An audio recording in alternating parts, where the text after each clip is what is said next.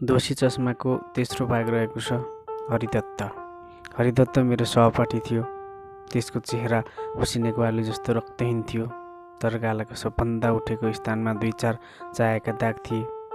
त्यसको अनुहारमा डन्डीफोरले जति उपद्रव गर्न सक्थे गरेर गएका थिए। त्यसो हुनाले त्यसको अनुहारभरि खाल्टा थिए, कसैले रिसमा 1000 चोटि आक्रमण गरेको जस्तो। आँखा साना साना थिए र त्यसले कसैतिर एकाग्रताले हेऱ्यो भने पनि ती झन् साना हुन्थे र आँखा बाँड जस्ता लाग्थे। त्यो दुब्लो पातलो थियो र म जस्तो थिएन। त्यसको लुगा लगाउने विषयमा सार्वभौतिक मत थियो। त्यसो हुनाले आज धोती र अलखा लगाएको देखियो भने भोलि ठिक्क अङ्ग्रेजले लगाउने लुगा लगाएको देखिन्थ्यो। आफूलाई सिगार्न उसलाई काबुली मखमलको वेस्टकोट र सलवार र मद्रासी लुङ्गीसम्म चाहिन्थे। लुगाहरू धेरै वर्ष पहिले बनाए जस्ता थिए, किनभने कोटको बाहुला 4 अम्बल माथि हुन्थे। प्यान्ट चाहिँ तरकारी किनेर ल्याउने थैलो जस्तै थियो। मखमलको वेस्टकोट स्वास्नी मानिसले लगाउने भित्री चोलो जस्तो थियो। लुङ्गी त जुनसुकै धोतीलाई पारे पनि हुन्थ्यो। अङ्ग्रेजी लुगा लगाएको दिन भने हामीहरूमाथि अलिक माथिबाट हेर्थ्यौँ र हामी पनि त्यसको अङ्ग्रेजीको धाक मान्थ्यौँ। कुनै शब्दलाई बङ्गाएर बोल्ने कोसिस गर्दैनथ्यो। त्यसको वाक्यमा स को बाहुल्य हुँदैनथ्यो कि त्यसको देब्रे हात प्यान्टको बगलीमा हुँदैनथ्यो र दाहिने हातले सानो बेतको छडी घुमाउँदैनथ्यो। जाडो जस्तो दिन थियो। बिहानदेखि आकाश मेघाच्छन्न थियो। हामीले आफ्नो बाकसबाट कोटहरू छिक्दै लाउन थाल्यौँ र हरिदत्त त्यही टिममा परेको कोट र धोक्रो जस्तो प्यान्ट लायो। स्कुल लाग्न अझै आधा घन्टा बाँकी थियो। त्यसो हुनाले हामी स्कुलको अगाडि चोरमा बसेर गफ गरिरहेका थियौँ। टाढाबाट हरिदत्त आउन लागेको देख्यौँ। प्यान्टको पगलीमा देब्रे हात हालेर दाहिनेले छडी हल्लाउँदै तेस्रो हात भएको भए त्यसले चुरोट अवश्य लिने थियो। त्यसले कसरी हाम्रो भाव जानेछ र भन्यो, यो सुट गुलाम मुहम्मदले सिलाएको हो, छट्टा होइन। हिन्दुस्तानमा त्यस्तो राम्रो सिउने अर्को कोही छैन। यो धोबीले पो धुँदा बिगारिदिएको। पफ कलरको कदर नै नगरी स्त्रीले थिचिदिएछ। हेर, कलरमा भएको स्त्रीको प्रकोप देखाउन थाल्यो। सिउनी तानिएर सेतो धागो देखिन लागेको रहेछ। हामीहरू हतपति त्यसको कुरामा अविश्वास गर्न सक्दैनथ्यौँ, किनभने त्यो एउटा धनीको घरमा बस्थ्यो। त्यसकी बहिनी हो कि दिदीलाई त्यस धनीले राखेको थियो। त्यसो हुनाले त्यो ठुलो घर, दरबार जस्तो घरबाट निस्कने हरिदत्तले त्यस्तो विषयमा जसका धनको व्यय हुन्छ केही कुरा भन्यो भने हामीहरू धेरै जसो पत्याउँथ्यौँ। मेरो घरमा त्यो सधैँ आउँथ्यो। कहिलेकाहीँ पैसा पाएको दिन मिठाई लिए आउँथ्यो। हामीले खाइ नसकेका 1-2 टुक्रा मिठाई लौ अब रहेको पार्वतीलाई दिउँ भनी त्यो जान्थ्यो। पार्वती मेरी नोकर्नीकी छोरीको नाउँ थियो। उसको सम्पत्ति दिन खोजे मेरो के लाग्थ्यो। पार्वतीलाई म बोलाउँथे। हरिदत्त भन्थ्यो, तैँले पार्वतीलाई दिइस्? म भन्थेँ, तैँले ल्याएको मिठाई तँ नै दे। त्यस बखतमा पार्वती लाज मानेर मेरो कोठामा आउँथे र म मिठाईको पोको उसको हातमा हालिदिन्थेँ। हरिदत्त चाहिँ मैले दिएको र पार्वतीले समातेकी हेरिरहन्थ्यो। एक दिन त हातमा मसला हालेको दुधको ठुलो भाँडो र अर्कोमा मिठाईको पोको लिएर त्यो आयो। यो दुध म आज आफै पार्वतीलाई दिन्छु। त्यसले भन्यो, लौ उसलाई बोला त, त्यो मिठाई चाहिने हाम्रो। मैले पार्वतीलाई बोलाएँ। ऊ आएपछि हरिदत्तले दुध आफ्नो हातमा दिन सकेन र मलाई भन्यो, तँ नै दे। दुध दिएर पार्वती गई। हामीहरू बसेर मिठाई खायौँ। आज उसकी दिदीले उसलाई 1 रुपैयाँ दिएकी रहेछ।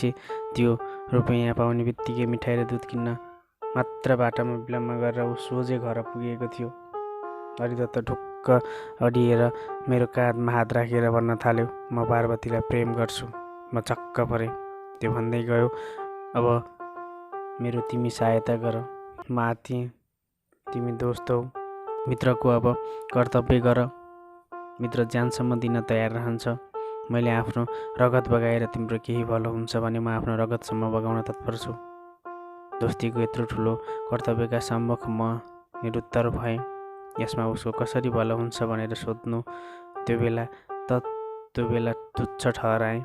मैले मित्रको रूपमा सबै कुरा गर्न तयार हुनु पर्थ्यो, तर शक्तिभन्दा बाहिरको कुरा भएन नि। मैले सोधेँ, म कसरी तिम्रो सहायक बन्न सक्छु र? त्यो तिम्री नोकर्नीकी छोरी हो, तिमी जे पनि गर्न सक्छौ। बडो सजिलैसँग त्यसले भन्यो। म बडो पेजमा मित्रको कर्तव्यबाट च्युत हुन मन पराउन्नथे, तर कसरी हरिदत्तको सहायक हुन सकिन्छ मलाई थाहा थिएन। भोलिपल्टदेखि हरिदत्तले मलाई आफ्नो प्रेमको व्यापकता र निस्वार्थतामा वक्तृता दिन थाल्यो र मेरो कर्तव्यतिर मेरो ध्यान आकर्षित गर्न थाल्यो। तर म आफ्नो ध्येयमा सफल हुन सकिनँ। जस्तै आँटेर चेष्टा गरे तापनि म पार्वतीलाई हरिदत्तको जस्तै आँटेर चेष्टा गरे पनि म पार्वतीलाई हरिदत्तको त्यसका प्रीतिको प्रेम विषयमा केही भन्न सक्दिनथेँ। बिस्तारै हरिदत्तको सदाको उपदेशले गर्दा म आफैलाई मित्रोचित कर्तव्यबाट च्युत भए भन्ने ठान्न थालेँ। मलाई हरिदत्तको सम्मुख पर्ने साहस हुन छोड्यो। परीक्षाको दिन पनि नजिकै थियो। हामी पढाइमा लाग्यौँ। म पास भएँ। हरिदत्तले हामीलाई निराश गरेन, फेल भयो। परीक्षाफल निस्केको दिन हरिदत्त म कहाँ आयो र भन्न थाल्यो। मलाई थाहा थियो म फेल हुन्छु। पढेको भए पो पास हुनु, पढ्न सकेको भए पो पढ्नु। पार्वतीको प्रेमले गर्दा रातभरि निद्रा लाग्दैन थियो। प्रेममा परेर केही काम गर्न सक्दैन। लैला मज्नुको कथा पढेको छैन? म त मज्नु थिएँ। पढ्नमा कहाँ मन अडाउन सक्थेँ। फेरि आजकलको पढाइमा कहाँ मन लाग्छ र? किताबको किरा बन्यो। दुनियाँको सुखदेखि अलग्ग रह्यो र पछि खुब गर्न सक्यो भने 40 रुपियाँको नोकरी गर्यो। आजकलको स्कुले पढाइ त बेकामको हुन्छ। मलाई आफू पास भएको हुँदा खुसी हुनु त कहाँ, त्यसको कुराले झन् लाज लाग्यो। हरिदत्त चाहिने पास भएको जस्तो गरेर जीवनको कार्यक्रम स्थिर गर्न थाल्यो। अब म यो स्कुल छोड्छु। मैले कमर्स पढ्ने निश्चय गरेको छु। कमर्सले व्यापारमा काम दिन्छ, व्यावहारिक जीवनमा मद्दत पुग्छ। यो स्कुलमा कमर्स छैन। हालैमा कमर्स सिकाउने स्कुल खोलेको छ, त्यहीँ नाउँ लेखाउँछु। तिमी बिए पास गर्यौ भने हद्द 40 रुपियाँ पाउला। कमर्समा सफल भयो भने हात पसारेर फल टिप्न मात्रै बाँकी छ भने चाहिँ गरेर मलाई आफ्नो परीक्षाको सफलतामा लज्जित पार्दै काबुली लुगा लाएको हरिदत्त बाहिर गयो। धेरै दिनपछि त्यसको र मेरो भेट भयो। एउटा ठुलो सभामा म गएको थिएँ। त्यो पनि त्यहीँ थियो। यो सभा बेकामको बगबादी कुरा गर्नको निमित्त बोलाइएको छ भने जस्तो गरेर हर्लाङ सुरुवाल लगाएको हरिदत्त सभाको वास्ता नगरेर टाढे उभिएको थियो। मैले त्यो भएनेर गएर कुरामा त्यसको कमर्सको पढाइको विषयमा सोधेँ। बडो तिरस्कारको दृष्टिले मलाई हेरेर उसले भन्यो, तिमी त किताबका किरा भइसकेछौ। देशमा यत्रो हलचल मचिसकेको छ। हजारौं देशभक्त जेलमा परेका छन्। यो बखत तिमी आफ्नो कर्तव्यको सीमा किताबभित्र छ भनी ठान्छौ। किताब फ्याँकेर मैले सार्वजनिक क्षेत्रमा प्रवेश गरेँ। मलाई समातेर केही नभएको कुनामा लगेर बिस्तारै भन्न थाल्यो, हामीले पिस्तोल बन्दुक जम्मा गर्नु पर्यो। तिमी पहाडमा बस्छौ, त्यहाँ हाम्रो खजाना बनाउनु पर्छ। मैले डराएर चारैतिर हेरेर भने, बन्दुक पिस्तोल त्यहाँसम्म पुर्याउने कसरी? पुलिसको आँखा कसरी छल्ने?